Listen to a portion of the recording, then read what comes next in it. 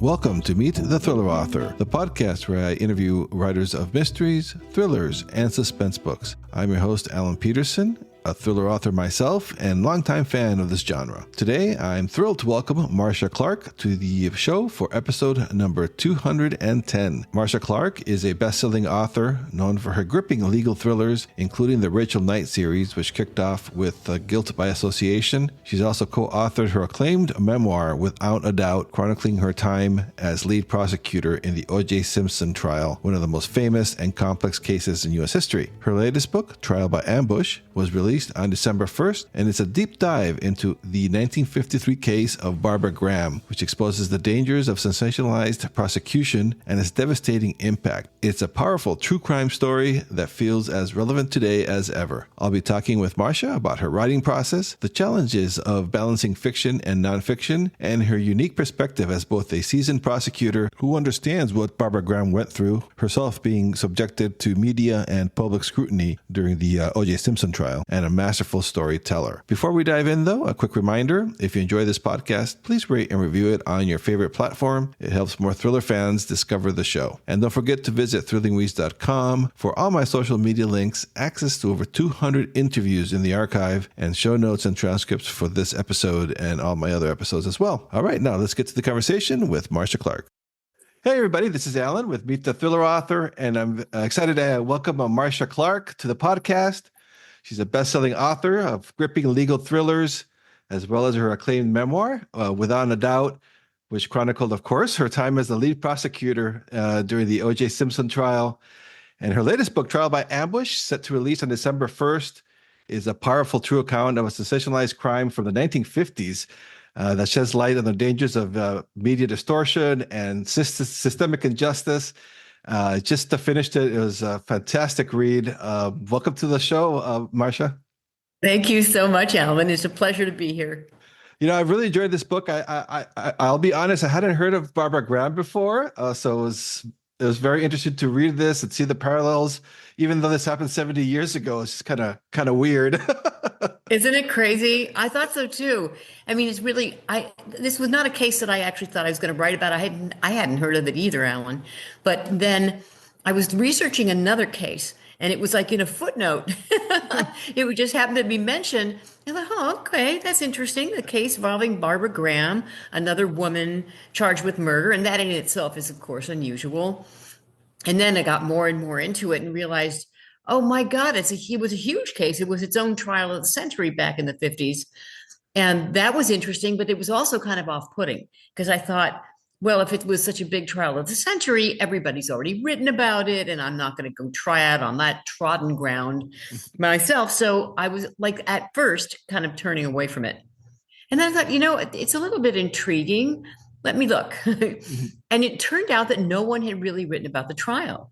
People had written a little bit here, a little bit there about the case. And there was one very slim book that was devoted to the case itself, but it did not focus on the trial. Plus, it seemed to have been written by a reporter who had a very biased view of the case. And it turned out he was a collaborator with the prosecution. So, And there was one book that was really terrific. That was, but it was only a piece of it. Proof of Guilt by Kathleen Cairns, I have to say, was wonderful. But her focus was on the death penalty, not on the trial. So nothing had really been written that was focused on the trial. I thought, if there's something here, I should find out. That started me on the road to doing all the research and finding out just how hard it is to research a case that is over 70 years old. That was I don't think I'm going to do that again. Of course, I say that, and of course, in the next book will be exactly that. But yeah, that was fascinating reading your research. Way at the beginning, you were like trying to find the court transcripts, and you actually went downtown to Los Angeles, your old stomping grounds. Can you tell us a little bit about that? And I'm just kind of curious, since you left the DA's office, has it been a while since you've been in that area? Was it weird? What was that process like? Well, yeah, what was really weird to me was that in all the 14 years I had been working in that office downtown Los Angeles on Temple Street, I never knew that the archives were actually right behind my building, subterranean and below ground. And it was wild when I thought I was trying to find the sources. Where do I find material on this case? That the beginning of the trail was right there in my backyard, kind of. And it's a wild place, Alan. It really is. It's this cavernous place. You go underground, and it's huge and packed floor to ceiling. And the ceilings are so high of all these cases, case files. But these are recent case files. I remembered because I recognized them from my days. They're color coded and everything. And I thought, okay, those are not the case files from Barbara's day. They're way too recent. So I was getting a little nervous. Had a wonderful guy who helped me, and he came over, and I said, I'm looking for all the transcripts, everything you can get me on Barbara Graham's case. And it was 1953. And he's go, oh boy, I don't know. And I saw him go over to talk to a group of guys, older men, sitting probably on break. And they were all sitting at a table together. And I saw him, talking to them and asking them. And I saw them all kind of shake their heads and go, oh, and I'm like, oh no, the trail is ended before it began. Came back and he said, okay, I'm not sure, but it might be on microfiche. Go take a break and I'll text you when I found out.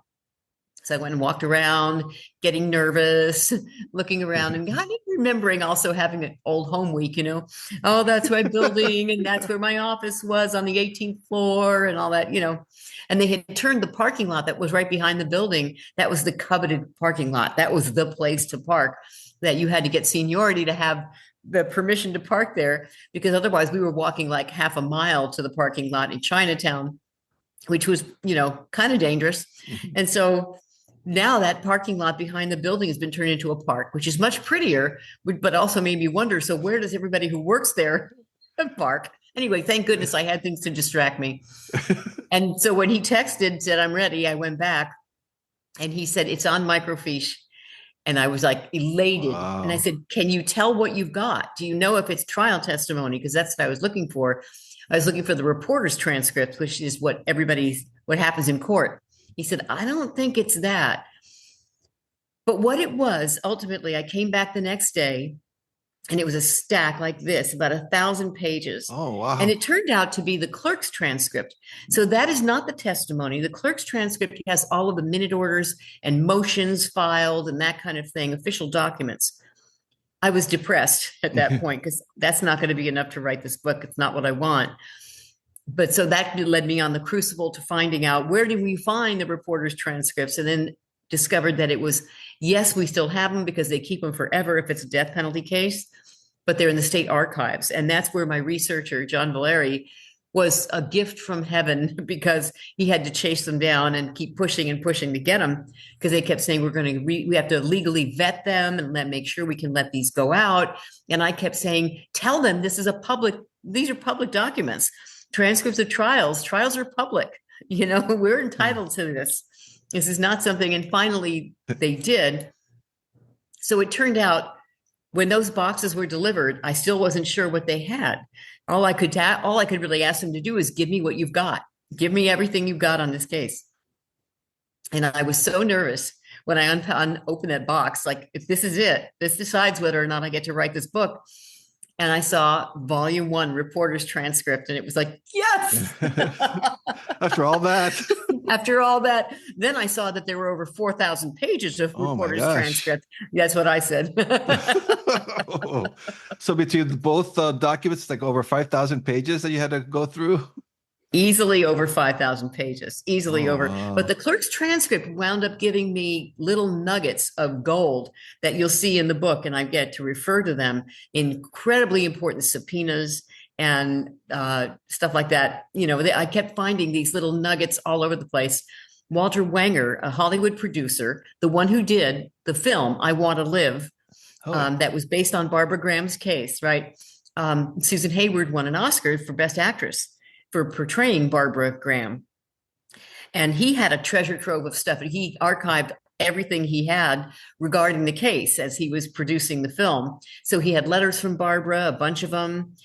He had a very critical report written by her investigator that came on board to help her after she was convicted, that turned out to have an amazing amount of critical information that had never been written about before or acknowledged. And also the original statement of the accomplice, who was the star witness that no one had seen before. So this book has a lot of stuff that certainly the jury never saw and that has never been written about before. Wow. And the only reason they kept it was because it was capital murder case. If not, what do they do? Do they just get rid of all that information? Oh, right. Yeah. Yeah. What happens is the reporter's transcripts are kept usually for 10 years for average cases. They keep them longer if it's life without. The only cases that are kept forever are death penalty cases. Oh, wow. Interesting. Yeah. Wow. Yeah. And so I'm kind of curious to know, like, even before you started on this journey and everything, what initially drew you to Barbara Graham's story, and why do you think it was like, I want to write this now? What was the catalyst for that? Yeah, it was a slow dawning thing. It wasn't like a eureka moment, you know. I kept reading and kept going through like everything I could get my hands on by myself, while I was waiting for the transcripts to arrive. So newspapers.com became my best friend. And I got to read about the trial as told by the reporters, not the most reliable sources for everything, but certainly gave me a flavor of what the trial was about. Certainly, it also gave me the feeling for the attitude towards Barbara, which was shocking, I have to say. And I think that was part of the reason that got me very interested and motivated to want to write about this story, because they vilified her from day one. This was a woman who came up rough, no question about it. She was abandoned and neglected from birth, but she was never a violent criminal. She was kind of your typical person who of no means. Poverty was her life. She had no skills, particularly because she never really went to school or never got past the 8th grade. And even up until the 8th grade, it was a spotty thing. Yet she was very smart, but it was very tough for her. She had no skills that were saleable in a legit market. So she wound up in bad company frequently, wound up being a dice girl, which is basically a shill for these illegal gambling places.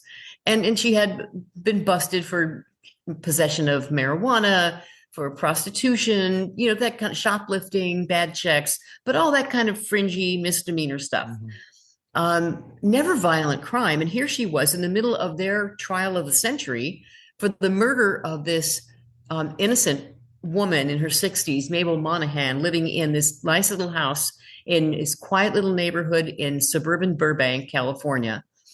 And she became the sensation that they were writing about from morning, noon, and night. I mean, they focused on Barbara almost exclusively, but in the worst way possible, because she was beautiful. They went after her looks, and they spared no adjective in describing her hair, her makeup, her clothes, the way she walked, every breath she took, every time she yawned, every move she made. They were all over it, describing it, but always through a lens of, this is a villainous, stone cold, cold-hearted, vicious. They called her Bloody Babs, and they put her at the center, calling her like the mastermind, when she was nothing more than meant to be a lure to get the older woman, the victim, to open the door.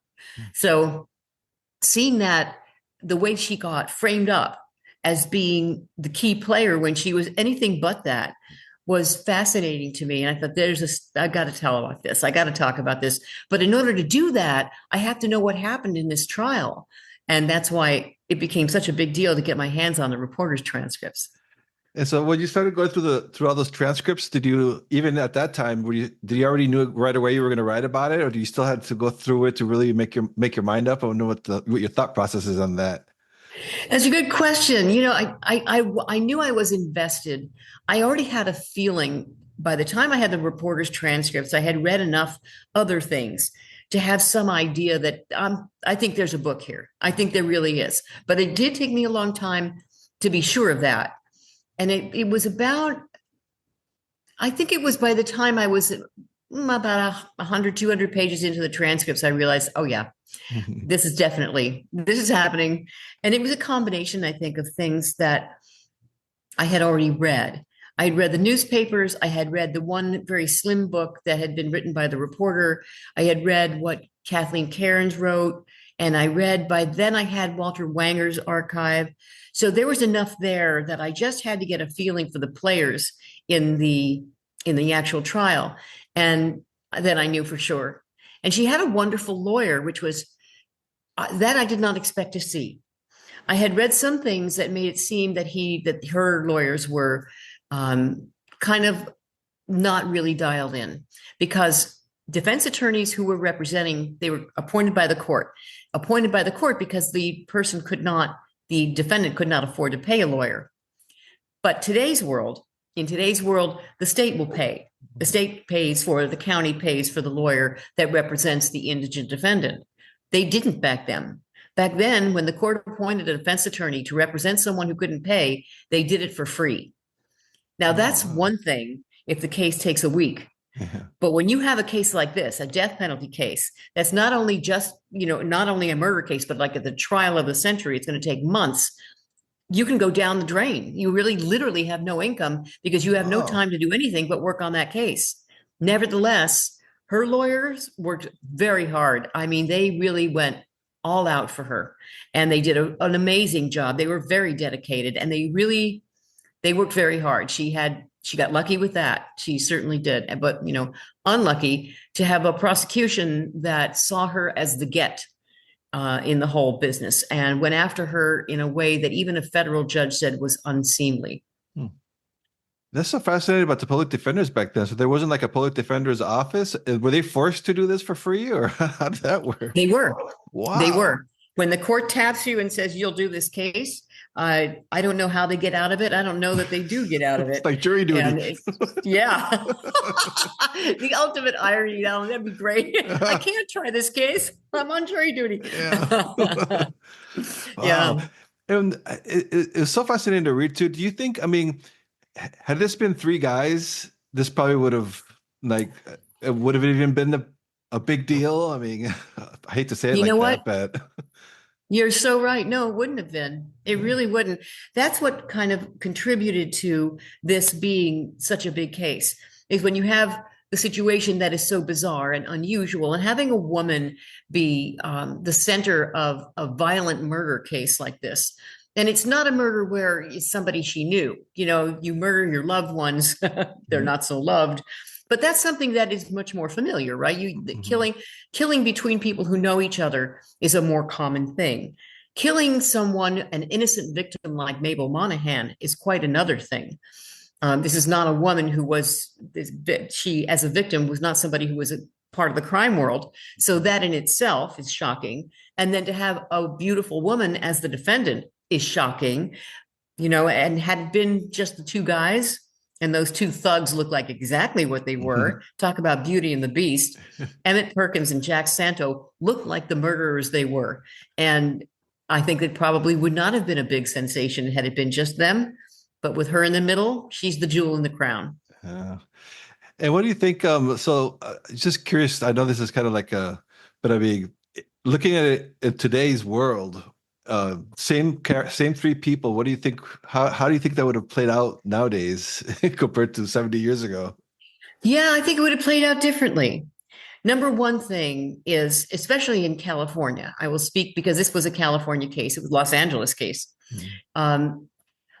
I think it would have played out very differently because we have a different view of the felony murder rule. So for those of you who want to nerd out with me, I will explain.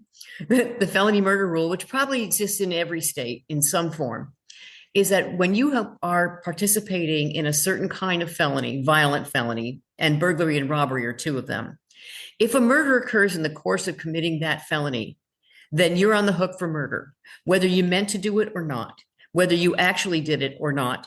And even if it was accidental, you're on the hook for murder. Nowadays in California, we are refining culpability for that murder. So if you're not the actual killer, we look at what your participation in the felony really was. And if you only had a limited role, for example, getaway driver, that kind of thing, or lookout, that kind of thing, then it's much more likely that you will be punished for committing the felony, but not the murder. So it would have been a very different story for her in today's world, I think. And for sure, she would not have been put to death. Wow. And And would they try to have had her like testify against them, and that would might have helped her too, or is that not off the table when it's murder? Well, he isn't off the table, but the problem that happened, this is so interesting to me, and this is part of her psyche. Her friends were everything to her because her family was nothing. Her mother threw her out and abandoned her when she was born. So she had no family to really fall back on, and the friends that she made were not the most savory. Emmett Perkins was a friend of hers. He's her co-defendant. Jack Santo was somebody she met more recently, but she really followed the code of you don't snitch on your fellow travelers. Mm-hmm. And so when she got busted, along with Santo and Perkins, she refused to talk on pain of anything. They threatened her. They pushed her around. They tried to get her to talk. She wouldn't talk. But another person involved in this case, in the murder, John True, as I call him, the ironically named John True, because he was a big liar, he eventually did turn. And so he was the one who became their star witness. Now, once they had John True as their star witness, they really couldn't turn anybody else because it makes it, who are you going to, you can't turn everybody. I mean, you wind up basically with everybody having an immunity deal. You have to go with the man that brought you, so to speak. And John True, once he agreed to testify for the state, that was going to be their star. And Barbara, even if she had changed her mind, which seems unlikely, at that point, they couldn't change horses. Wow, so that was sad to read. Reading all that, seems like everybody was like use her and abuse her like through her whole life. It's just kind of a sad for her, of course. But I was also wondering now. So, what do you see the parallels now? Because now we have Court TV and all these true crime podcasts. But back then, this was like very unusual, right? For the public to find out about these things and these trials and these type of murders is very unusual, right? Back then. You know what? I wonder if that's true. Oh, and here's why. Here's why I wonder about it. I don't know for sure, because I think we've always been fascinated by true crime. Yeah. I think that people have always been fascinated by murder most foul, in part because it is the most. There's no crime greater than that. It is life and death. The stakes are so high. The victim has lost his life. All of the surviving people who knew and loved the victim suffer. The defendant is on trial for his or her life. It doesn't get any more high stakes than that. And then on top of it all, you have a puzzle. Did he really do it? Did she really do it? What really happened and how it happened? There's so many questions, and people get addicted to the puzzle of it all, and they get fascinated by why and how everyone got brought to these extremes there where someone actually died. I mean, that is in itself a puzzle, a conundrum, and something that people seem to always gravitate towards. So I bet they did, but they didn't have the outlets that we have today. Today we have podcasts, and we have television, and we have films, and we have books, and we have Substacks, and there's so many places to find out about true crime. But I'm sure that people were looking for it as much as they could find it. I'm sure they definitely had books being written about it back then. The newspapers were definitely going after it, as you saw in Barbara's case, nonstop. In fact, I do a lot of quoting from the headlines and all the stories that were written about Barbara's case nonstop. So I have to believe it was happening on other cases as well, not just hers. Yeah, that was interesting too. They talk about journalism now, but they were very aggressive back then. Like the sensational, the way it was like a tabloid kind of a reporting of her case. It really was. And that was the most shocking thing to me, because in today's world, yeah, you're going to have some newspapers that give that tabloid spin to things and sensationalize everything. Of course you will. But you're also going to have some sober analysis. You're going to have dissenting voices. You're going to have some that are going to say, hey, I don't really know that the prosecution's case is all that, and pick out what's wrong with it. But back then, all of the papers, whether they were kind of tabloid type papers or the more respectable papers, like the outlets like San Francisco Examiner, Los Angeles Times, they all fell in lockstep with one another, talking about the villainous Barbara and the obvious hero that John True was, which was just nonsense. But they all seem to, they just kind of all went in the same direction, no dissenting voices at all. And it didn't really occur to anyone that the story John True was telling was ridiculous, which when I started looking at it, when I was reading his testimony, I said, are you kidding me? And then no one really voiced a contrary opinion until at the very end. Ed Montgomery, a reporter for San Francisco Examiner, who had been writing all these vilifying stories about Barbara, finally came to the courtroom in Los Angeles and watched the trial and got a feeling about Barbara vis-a-vis as opposed to the other two defendants and said, I don't know that we've been doing this right. I don't know that we are coming to the right conclusions here. And he was very eloquent, actually, when he ultimately, after the trial, wrote about his epiphany and the change of heart that he had in realizing that they'd all gone down this primrose path of just chasing her down, going after her hammer and tong, and realizing that he had done wrong, that he had viewed the case through an improper lens, through an unfair lens, and everyone else had too.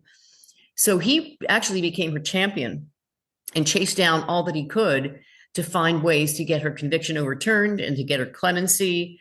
And he was the one who actually interfaced with Walter Wanger for the film I Want to Live. Oh, interesting. So it seems like he had he was feeling remorseful about the original coverage. At least one person was. At least one was, yes. There was another one too, Alan. Bernice Friedman, who also, who did she write for? I think she wrote for the Chronicle. And she routinely would interview death penalty inmates in San Quentin. And so she wrote a book about all of the inmates that she had spoken to, including Barbara. And her chapter on Barbara was fascinating because she went and decided to dig too. She was another one that she admitted she was all in for Barbara's guilty and she deserves the death penalty. And then she actually met Barbara and a number of times and then decided to go and meet John True. And her revelations about what she saw were fascinating. And she too had a change of heart. Oh, wow. Yeah, and there was a picture I saw on your website, or I can't remember if it was from the book, but it was Barbara, and I don't know, between the journalists and the court people, it was all men. That was very striking. I mean, that especially back in the 50s, it was, I mean, completely male-dominated world that you had to go through, huh? It really was, yeah. I mean, I think they probably had a matron with her in the courtroom or at various times, but otherwise it was all men. It was all men all the time. And that picture really got to me. I think that picture was ultimately, I think, the final the final tipping point for me when I decided I have to write about this. And she's sitting there next to her lawyer in this prison dress, and all of the reporters are gathered around her and hovering over her in a way that, I mean, you can feel the intensity of the moment. And she's looking over her shoulder and you can see she's scared.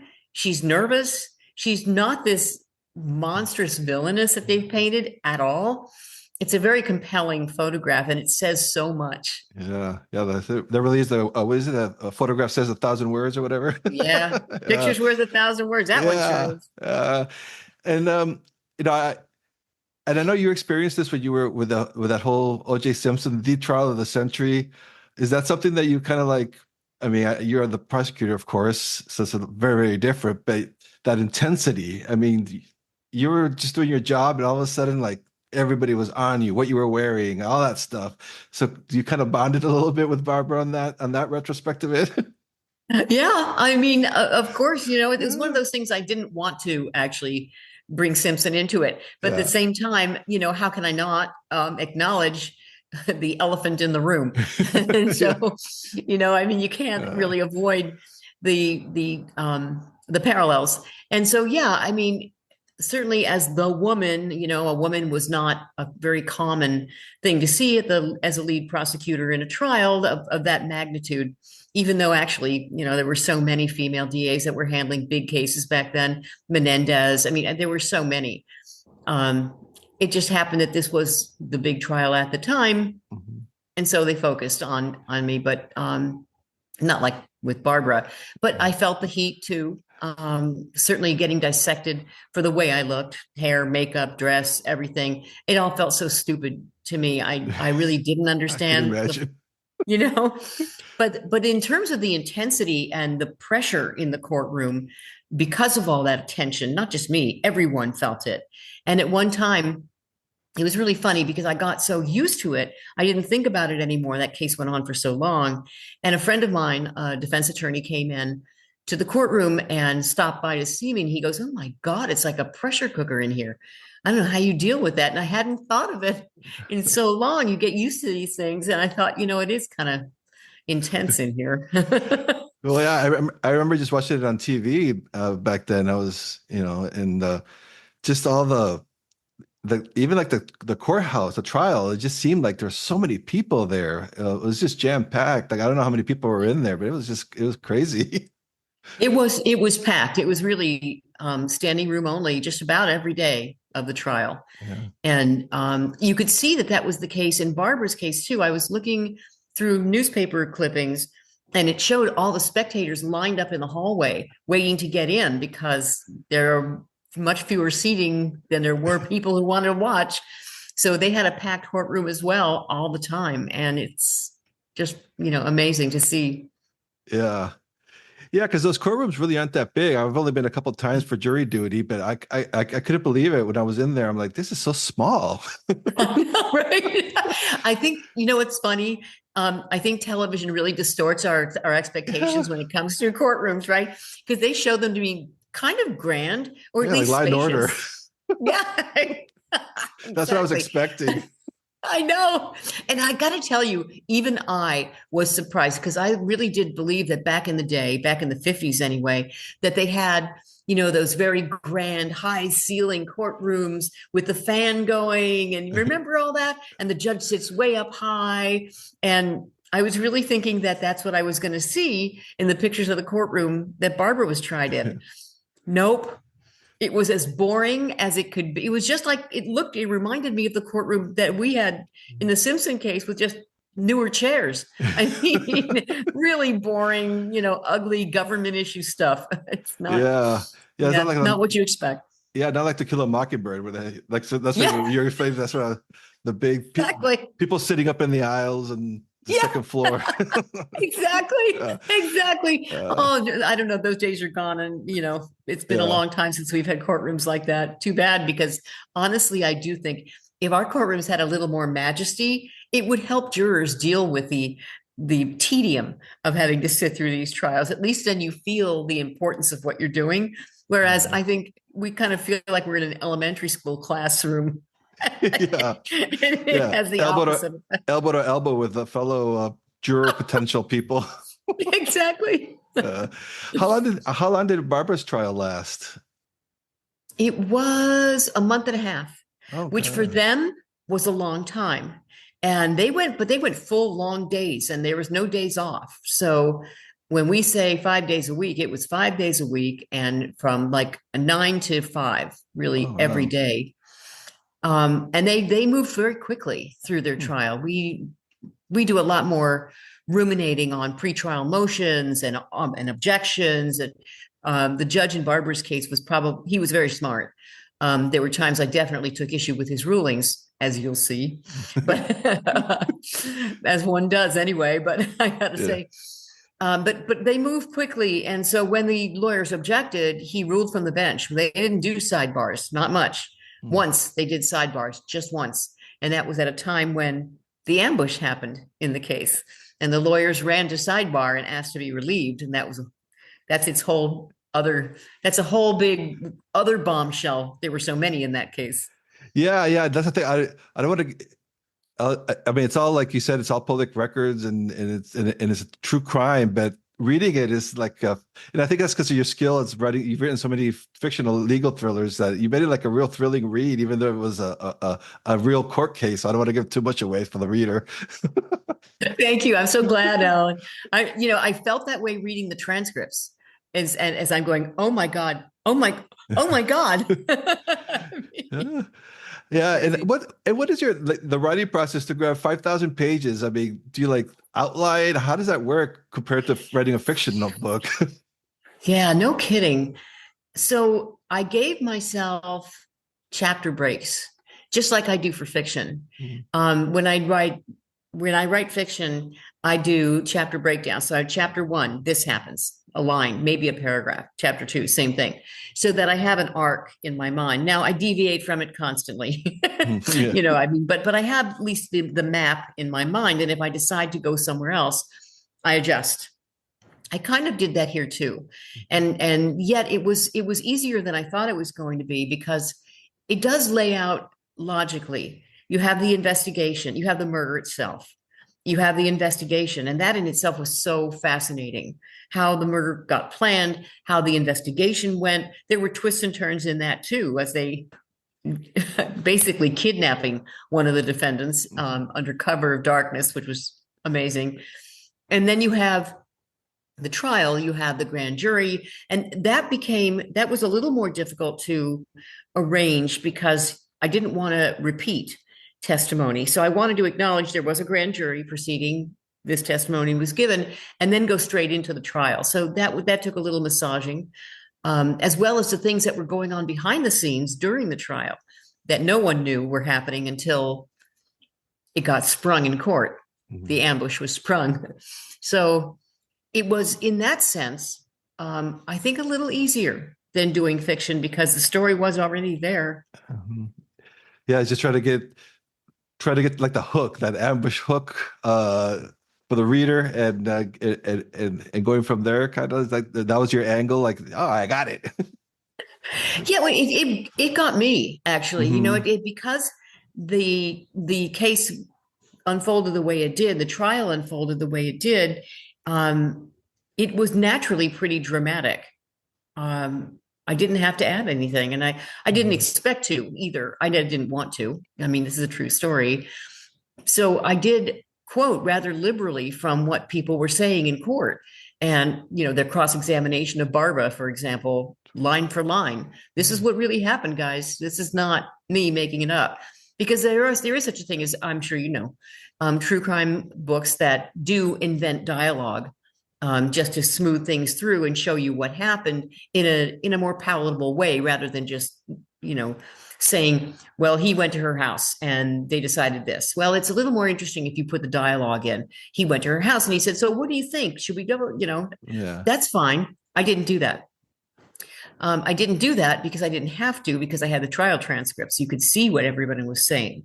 Mhm. And then I had their closing argument and I had what they had actually said. So that was a gift.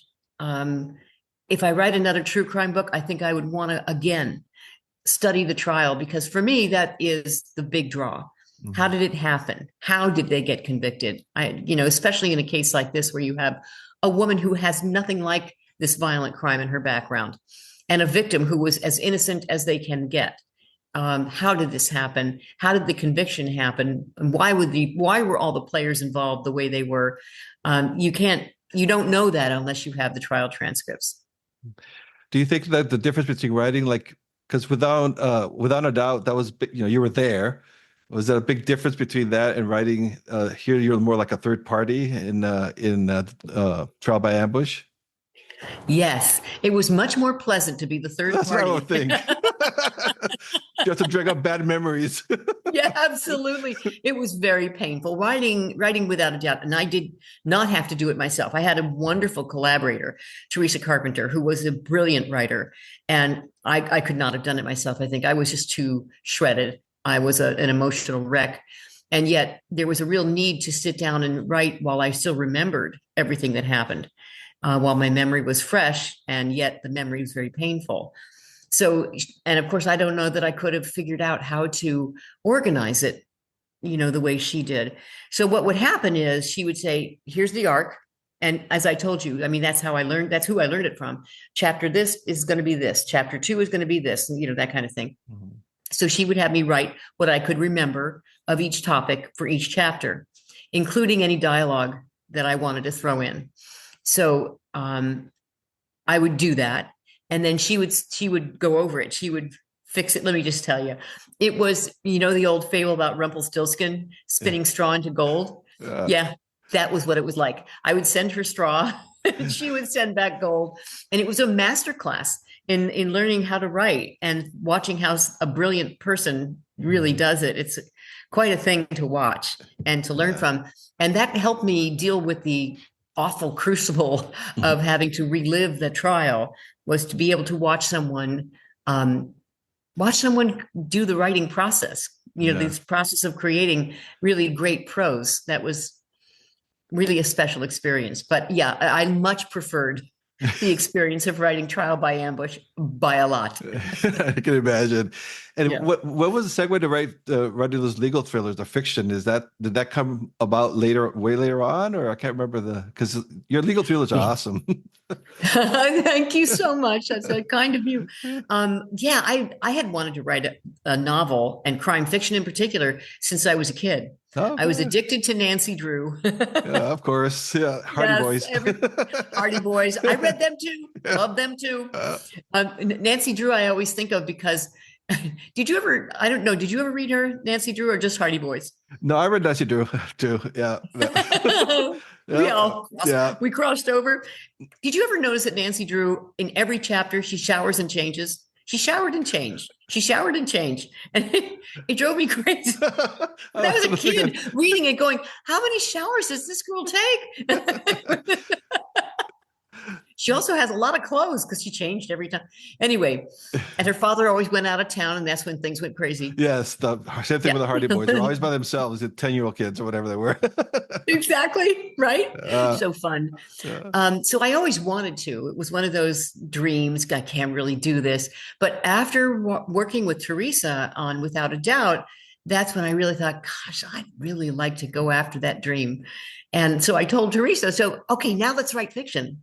And she said, no, now you go write fiction. Oh, wow. Oh, okay. I did not do it. Not for a few years. It was a crisis of confidence. I thought, I don't know if I could pull this off. And then I decided, oh man, YOLO, give it a shot. So I did. And I started with Rachel Knight, and, it was a joy. It's a lot of work, as you know, but it's really fun. And do you have any plans for another fiction book, or nonfiction? What are you working on now? Can you give us a little sneak peek? Yeah. I mean, I'm not entirely sure. It's funny. I am looking around for another true crime story because I think I really enjoyed doing this one. And if I could find a crime that was interesting to me, in other words, that was very important to me in selecting the case, because you have to be really invested in it to work as hard and for as long as you do on these cases. And it took the better part of 2 years. So, if you're not really invested in the case, it's not going to work. And I really wanted something that had more depth to it. I did not want to go for the monster in the closet, the lurid tales of blood and gore and slasher stuff. I don't care about serial killers. I've done enough, handled those cases as a prosecutor, read enough of those books. I'm over it. What I want is a crime that gives us an opportunity to look at something more important, deeper, psychologically, socially, legally, of course, but something that illuminates our understanding of our world, our legal world, and the people in it, and the why of the crime and the why of the verdict.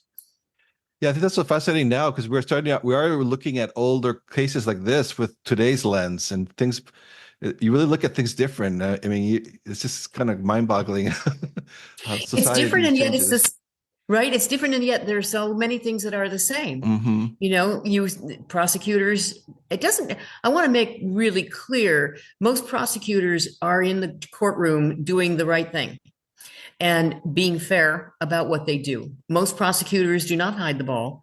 Most prosecutors do not look for ways to get a defendant convicted or put to death when they shouldn't. So I want everyone who reads this to know this is an unusual situation. It does need to be called out, but it's not so unusual that it doesn't happen today. It does. And we've seen these cases where a prosecutor goes too far, hides the discovery, hides the evidence, or say the exculpatory evidence, that kind of thing. And when a defendant's right to a fair trial is violated that way, our justice system suffers. So I think it is important to recognize that this is not just a historical lesson. This is something that we need to guard against now as well. Yeah. All right, Marcia, before I let you go, I have to ask you because, it's in the news now again, and all these Netflix shows, of course, the Menendez brothers. Yeah. What are your thoughts on that? And the governor just now said he's going to wait for the new DA. What do you think about that? What do you think the chances are of getting out? Good question. I don't know. I didn't handle that case, or I don't have an inside line on that case. I know what you know. Mm-hmm. I do know that there was a big difference between the two trials. In the first trial, the jury hung on both defendants, and they had put in all of the evidence of abuse from teachers, friends, family, coaches, everybody. The second trial, they limited that testimony quite a bit, and that resulted in a conviction. Now, I don't think that's the only reason there was a conviction. I think that there was a public exhaustion with the notion that a defendant can get away with murder by claiming with what they call it, the abuse excuse. Mm-hmm. And it's really not the abuse excuse. I mean, their defense was really that they believed they were going to be killed by their father, and that it was imminent. And that's what we call imperfect self-defense, because it was not a reasonable belief in the need for self-defense. It was an unreasonable but genuinely held belief. That was the defense that they put forward due to the abuse that they'd suffered for years, and to more recent things that happened with their father. So all I can say about this is there are a number of defendants who killed no one and are serving life without the possibility of parole, like the Menendez brothers. And so if they get paroled now, I have a few things to ask the governor. The can of worm, right? Yeah. If you're going to let those guys go, I have a few names on the list that you should add. Yeah. And those murders were very brutal. It wasn't, I mean... Yeah, it was shocking, wasn't it? Did you watch the Ryan Murphy miniseries? I haven't yet. I kind of was, like Menendez Brothers has been covered so much, but now everyone keeps talking about it, so I'm gonna have to go watch it. But I was like, now you're stuck. Now I'm getting that FOMO. Yeah, that's what always happens. Everybody starts talking, then we got to go back and see. At first, the shouting was. At first I'm like, nah, and then I'm like, okay, now I'm gonna watch it. Yeah, I know. Yeah. I do that all the time. Yeah. And I have to say, I remember how brutal it was, because back in the day when it was being covered, I was still in the DA's office, and I remembered thinking, oh my God. They went and reloaded to finish killing their mother. And with the shotguns, which is very shotguns. Yeah, horrible. Yeah, really brutal crime. So we'll see what happens. My guess, if I were betting, my money would be on the fact that this DA does not go along with the program and does not say they should be released now. And maybe because of the kind of thing that I'm saying, and I'm sure other defense attorneys are saying, I've got clients who really didn't kill anyone. How about them? If you're going to get these guys who were firing shotguns. So I don't know. We'll see what happens. What do you think? I think after what happened with the recall and all that, probably not. I would imagine like it's going to let it stand.